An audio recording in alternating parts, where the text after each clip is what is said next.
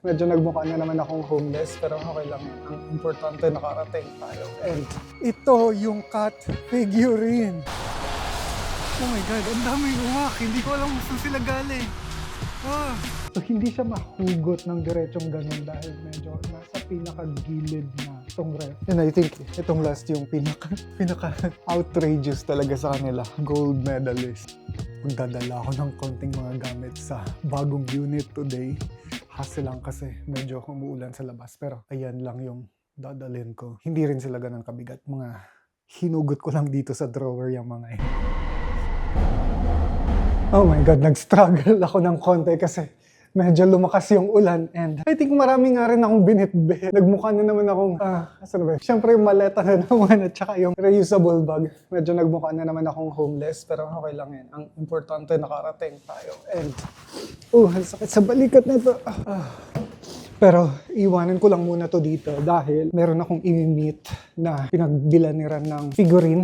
Pusang cat figurine galing Poland. And ako yung makikipag-meet dun sa seller.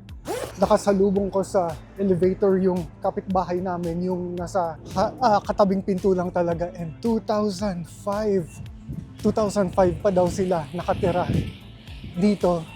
2005 officially na-purchase nila yung condo, pero since 2002, nakatira na sila dito. Nag-rent sila from 2002 to 2005. Parang, oh my God. Nasaan ako nung 2005? Nakuha ko na yung cat figurine. Dito ako bumaba sa tulay ng Granville and lalakarin ko na lang pa uwi. First time ko maglalakad dito sa tulay. And ito yung cat figurine. Ang liit niya. And $50 to. Hindi ko sure kung aware si Ran na ganito lang to kaliit. Kasi habang nag-uusap kami, parang feeling ko may impression siya na pang-display to na sa gitna lang lamesa, ganun. And I don't know, kung ako tatanungin, ang mahal ng $50 para sa ganito klaseng kaliit na figurine. Wait. May harang to. And ito yung daanan ng pedestrian. So, hindi ko alam kung pwede ba akong... Okay, may mga naglalakad dito. So, dito tayo. As long as may ibang naglalakad dito sa kalsada, I think pwede. Pero dapat may view to nung Falls Creek sa dulo. Pangit na lang ng weather. Nandito nakaparada yung mga yate. Nung mga... I think mga resident to ng...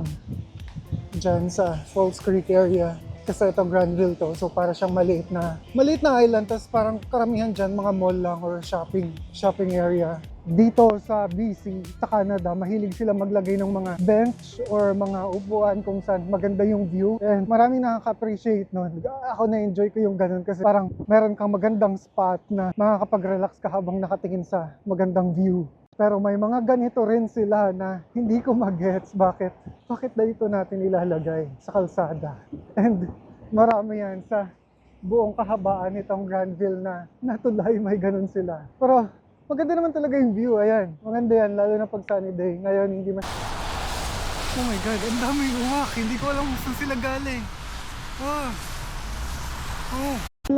What the heck? Hindi sila nauubos. Okay, basta wag lang silang umipot sa ulo ko, walang problem. Pero holy, saan galing to? Oh my God. Saan sila pupunta dun?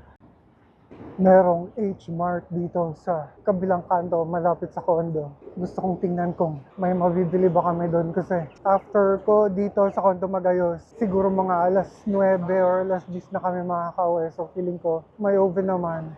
At saka microwave, baka pwedeng mag-init na lang kami doon ng mga frozen goods para hindi na rin ako magluluto pagdating sa Port Moody. Sobrang napaka-convenient ng location nito. Oh my God.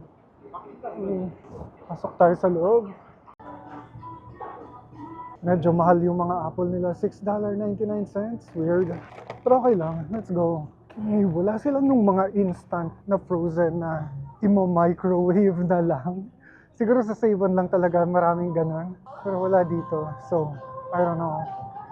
Okay, nakita ko tong Taiwanese microwavable traditional recipe. Pero napakamahal, $15 each. And usually, sa Save-On marami silang mga ganito na $4 lang. So, I don't know. Frozen kimbap. Hindi ko sure kung okay ba siya. I think kunin na natin tong tag $11 kasi kailangan ko rin talaga matest yung microwave. So, kimchi jjigae.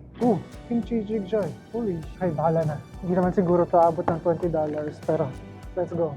Ang mura nitong bok choy baby nila. Pero, hindi ko sure kung okay ba siyang i-top dito sa Korean na to. I don't know. Siguro kuha ko ng isa. Let's go. Isa lang naman. Welcome home!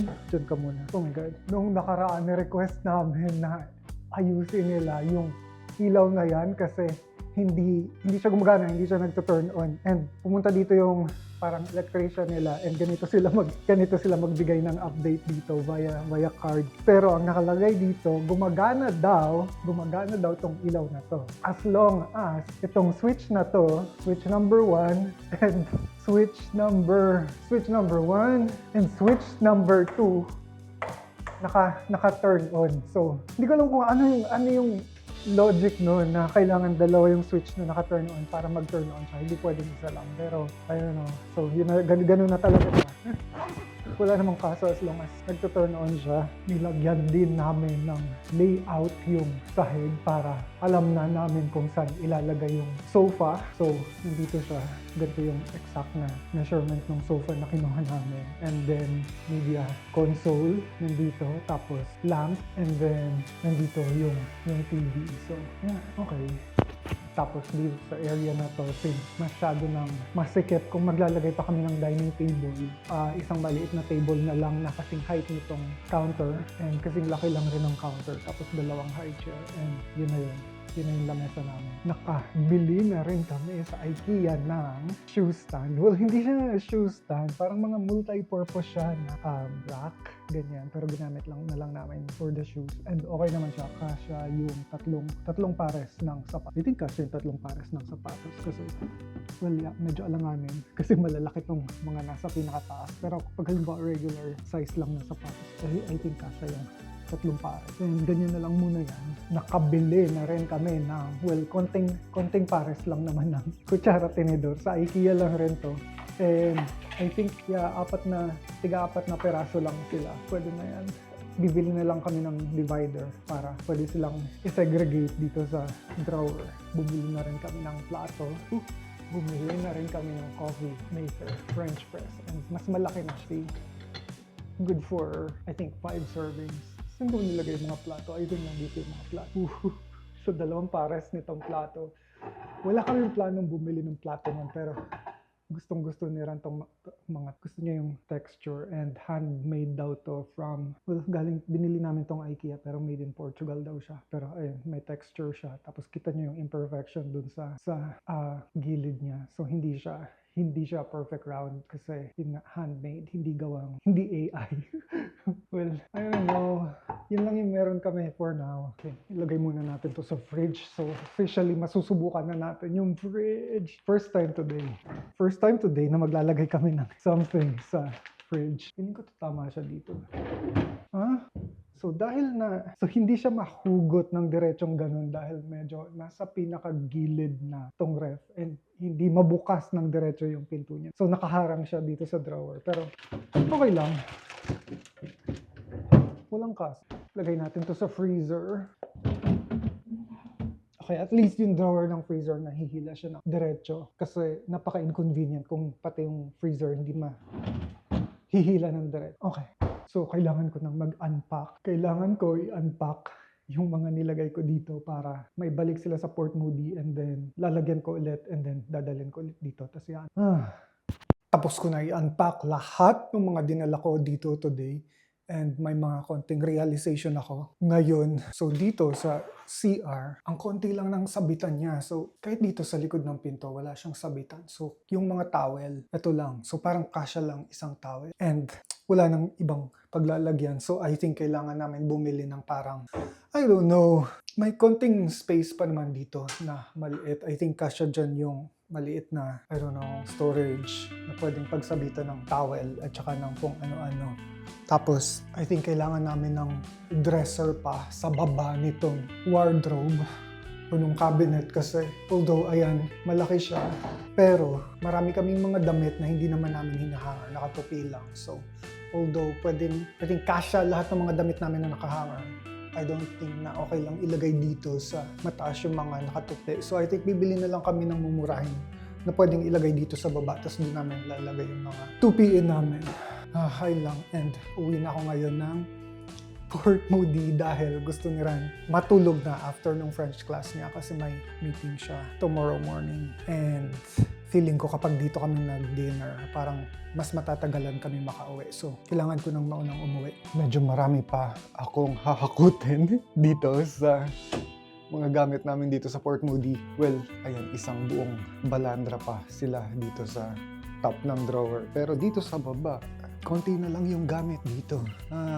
Well, actually, puno kasi ito nung nakaraan and naalis ko na yung mahigit kalahati. So, I think yung blow dry, hindi rin amin yan. So, iwanan namin yun dito. Pero the rest, yeah, kailangan ko pa rin siyang balik. Good morning, world! Nandito tayo ngayon sa Port Moody.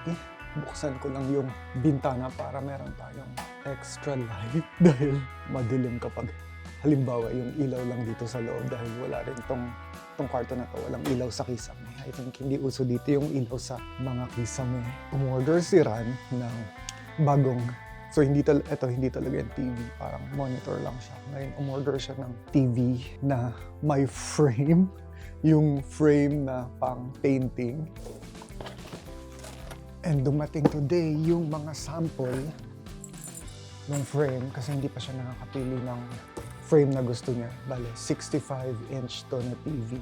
And binuksan namin yung mga frame design na pinili niya. So ito yung unang frame. So literal siya na kahoy na ginagamit para sa mga painting. And hindi ko siya gusto. Actually, na bagong concept din sa akin yung TV na naka-frame na parang painting. Pero gusto niya yung ganun. So, I don't know. Ito yung unang frame. Napakabongga nito. Ito yung pangalawang frame. Tingnan niyo naman. Ang kapal ng kahoy. Pero hindi pa ito yung last. Ito yung pangatlong frame. Oh my God. Ayan. Kita niyo ba? Makapal din siya. So, magiging itsura nito dapat is like, parang ganun. Ito ba sa picture? Pero, medyo maliit kasi itong monitor na yan. And, at least ito medyo kalmado lang tong frame. Golden black. And I think itong last yung pinaka outrageous talaga sa kanila. Gold medalist. Yung gold medal talaga siya.